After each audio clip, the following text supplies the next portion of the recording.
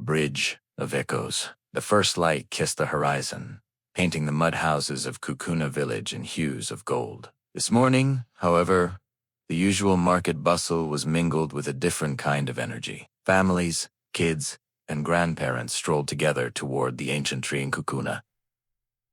Excited, teacher Bala settled onto his familiar stool, eager to hear from the villagers and tackle their questions. Suddenly, a rush of delegation from a neighboring village, Usawa, arrived, their faces etched with a mixture of curiosity and concern. Leading them was Chief Zola, a woman whose presence commanded respect, and beside her, the village's young and eager entrepreneur Imani. Clutching a tablet, the air crackled with anticipation, as Bala welcomed them all to the clearing beneath the ancient tree. Chief Zola stepped forward, her voice resonating with both warmth and gravity. "Teacher Bala," she began, "we have heard whispers of your wisdom, echoes of your teachings reaching even Usawa. We have come seeking guidance. Our village thrives, but our values, they fray at the edges like an old cloth." "Values," Bala echoed thoughtfully, his gaze sweeping over the assembled villagers, "are the bedrock upon which any community must stand. A house built on sand, however grand, will crumble with the first storm. Tell me, Chief Zola, what storm threatens your village?" Imani, her eyes sparkling with youthful ambition, spoke before the chief could answer. "Progress. Teacher Bala, Usawa is embracing the new technologies. Trade is booming, and people are becoming wealthy." But she hesitated, her enthusiasm dimming. "The old ways are fading. People are too busy chasing profits to care for their neighbors. The communal spirit is gone." Bala smiled, then told them a parable. "There once was a village whose well dried up. The villagers, in their panic, each dug their own well, but none found water. Then a wise woman suggested they all work together to deepen the original well. Lo and behold, water flowed again, enough for all." A proverb rose from his lips like the morning mist. "A single broom sweeps little, but a bundle cleans the courtyard." Bakari, ever the keeper of tradition, grumbled from the edge of the crowd. "The swift river forgets the source from which it sprung. These new ways are like a flood, washing away all that is good and true." The villagers murmured. A young farmer from Usawa Kai stepped forward, his brow furrowed. "It's not that simple, grandfather. The new ways offer opportunity. My family can now sell our crops in the city for a better price. But," he added hesitantly, "I do feel a disconnect. We used to share our harvest with the entire village. Now, it feels like a competition." Nima the weaver nodded in understanding. "It is a question of balance. Always. The thread that is pulled too tight will snap. How do we embrace progress without sacrificing our community?" Teacher Bala, Gengo Kukuna's herbalist, added his perspective.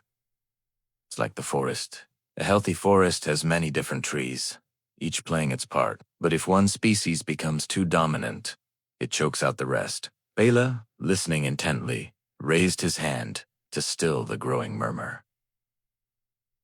"You have all spoken wisely. The answer, as always, lies in finding the balance, in building a bridge of echoes between the past and the future." He turned to Imani, the young entrepreneur. "Tell me, Imani, what is the purpose of wealth, if not to serve the community?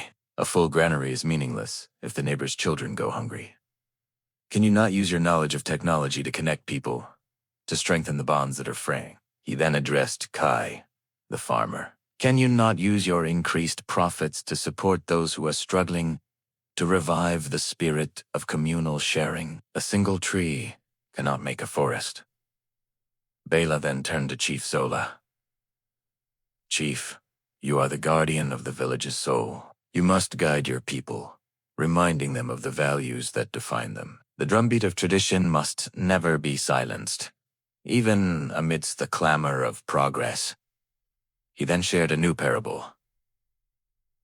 "There was once a village famous for its storytellers, but one day, a traveling merchant arrived with a box full of shiny trinkets. The villagers were so mesmerized by the trinkets that they forgot to listen to the stories.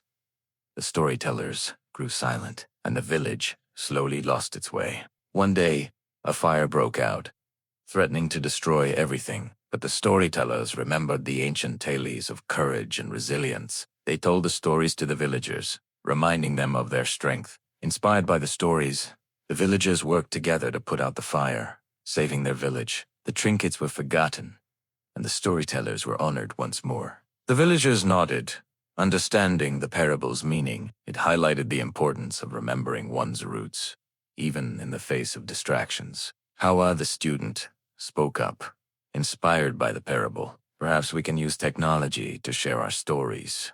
Teacher Bala, we can record the elders' tales, create videos, and share them with the world. We can build a bridge of echoes using the very tools that are threatening to divide us. A murmur of agreement rippled through the crowd. Even Bakari seemed to soften his stance, a glimmer of hope in his eyes. Bala, watching the resurgence of hope, shared another parable. A farmer, faced with a locust plague, didn't curse the sky or beg for miracles. Instead, he studied the locusts, learned their habits, and devised a plan to protect his crops. He did not wait for divine intervention. He became his own salvation. Chizola smiled, a wave of relief washing over her face. You are right, Teacher Bala. We must find a way to integrate the new ways with the old, to use technology to strengthen our community, not destroy it. Imani, let us work together to create a bridge of echoes, to revive the spirit of Usawa. Imani, her face glowing with renewed purpose, nodded enthusiastically. Yes, Chief! We can use social media to promote local businesses, to organize community events, to share our stories with the world. We can create a digital village green where everyone can connect and share. Kai, the young farmer, added his voice to the chorus. I will work with the other farmers to create a cooperative, to ensure that everyone benefits from the new markets. We will share our profits, support those in need, and revive the spirit of communal sharing. As the sun climbed higher in the sky, casting long shadows across the clearing, the villagers and the delegation of Usawa began to mingle, sharing stories, ideas, and laughter. The bridge of echoes had been built, connecting the past and the future, tradition and progress, and two villages united in their shared values. The gentle wisdom and open-minded leadership had fostered conversations that led to actionable plans for the people. Bala sat beneath the ancient tree, watching the scene unfold, a quiet smile on his face. When the storm rages, the strongest tree bends, and the smallest sprout digs in. He knew that the path ahead would not be easy, but he also knew that the spirit of Kukuna and Usawa was strong, resilient, and capable of facing any challenge. After all, a community united is a fortress unbreached. Thanks for watching. Subscribe for more.